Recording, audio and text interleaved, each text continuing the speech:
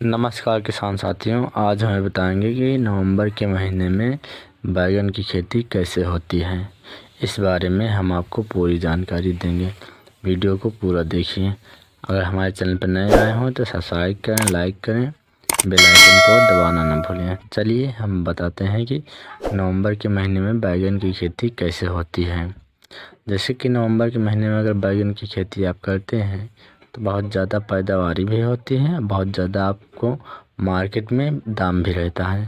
चलिए हम बात करेंगे कैसे इसको बुआई करें। जैसे कि खेत को अच्छे से पहले तैयार कर लें। खेत को अच्छे तैयार करने के बाद जिसमें बेहन डालनी है उसे खेत को अच्छे से तैयार कर लें। खेत को अच्छे से तैयार करने के बाद उसे जो बीज होता है, बीज जो स्क्रीन पर दिख रहा है, यही बीज ले लें। बीज लेने के बाद उसे बेहन को उसी में डाल दें। बेहन को डालने के बाद उससे क्या होता है, 20 या 15 या 20 दिन के लिए हो जाता है उखाड़ के दूसरे खेत में लगाने के लिए। आपको उचार के दूसरे खेत में लगाने के लिए हो जाता है 15 या 20 दिन में। तो अब हम बात करेंगे खेत में कौन सी कैसे तैयार करें जो खेत में लगाने के लायक हो जाता है। जैसे कि पहले तो खेत को कल्टीवेटर से 2 गहरी जुताई कर लें। गहरी जुताई करने के बाद उससे क्या होता है, जो गोबर की खाद होती है, उसमें जो गोबर की खाद डाल दें। गोबर की खाद डालने के साथ एक बार फिर से रोटावेटर से जुताई कर दें।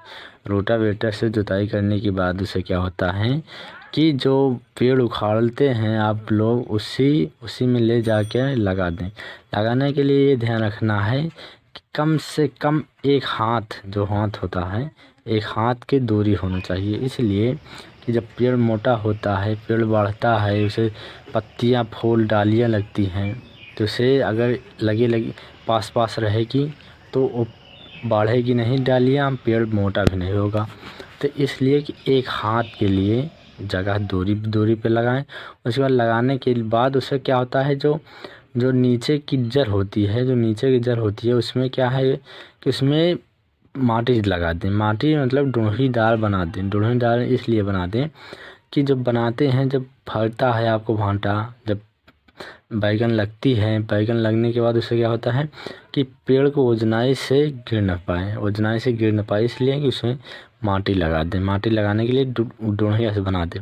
बनाने के बाद उससे क्या होता है कि आप लोग समय समय से क्या होता है कि कीड़े कुछ लगते हैं, उसके बाद समय समय से आप उसे स्प्रे देते रहना। उसके बाद क्या होता है कि देखिए फूल और फल लगना चालू हो जाता है।